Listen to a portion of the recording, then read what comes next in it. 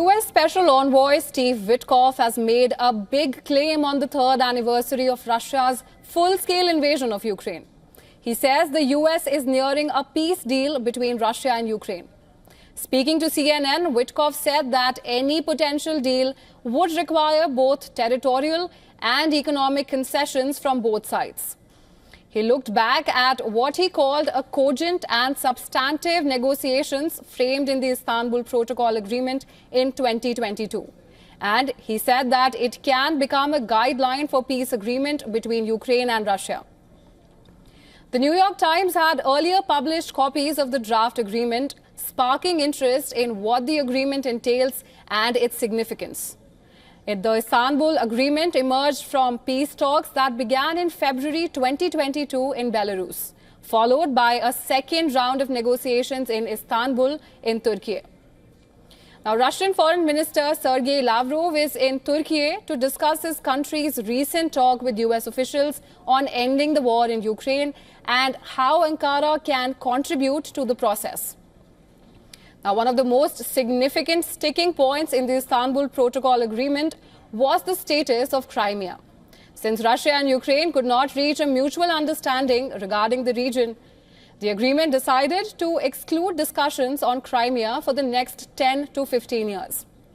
Among the other points was Ukraine's demand for NATO membership, while Russia insisted on Kyiv's neutrality. Also, there were disagreements with Russia on the size of Ukraine's army. Now, it's critical to note that Witkoff has said that Trump wants to be the peacemaker president. But the question is, how? Russia and U.S. team plans to meet again this week after a meeting last week in Saudi. Trump has said he does not consider it essential for Ukraine or Europe to be present at negotiations aimed at ending the war. Europe has failed to bring peace, and Zelensky probably maybe he wants to keep the gravy train going. I don't know what's the problem, but he hasn't been able. He's very upset that he wasn't invited. He could have come if he wanted to, but that he wasn't invited to Saudi Arabia. But he's been working for 3 years. There's never been even meetings or phone calls to stop this war. It's a horrible thing.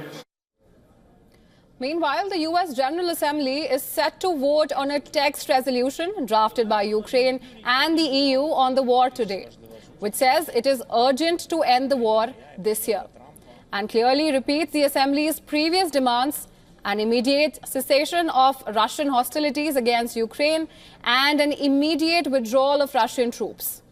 Reuters reported that the U.S. had declined to co-sponsor the text and proposed its own resolution for a General Assembly vote, which calls for a swift end to the war but makes no reference to its territorial integrity.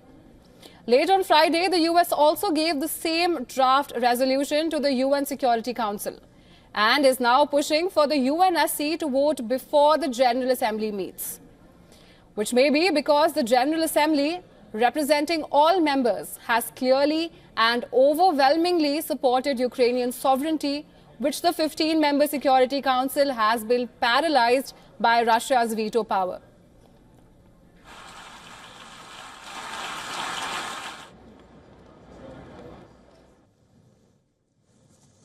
Выступление президента американских оккупационных войск с территории Сирии означало бы скорую и неотвратимую. And while the Russia-Ukraine war has entered its third year, our correspondent Anas Malik is in Ukraine and he's traveling across the country, giving us a glimpse of the extent of damage which has been caused due to the war. Take a look.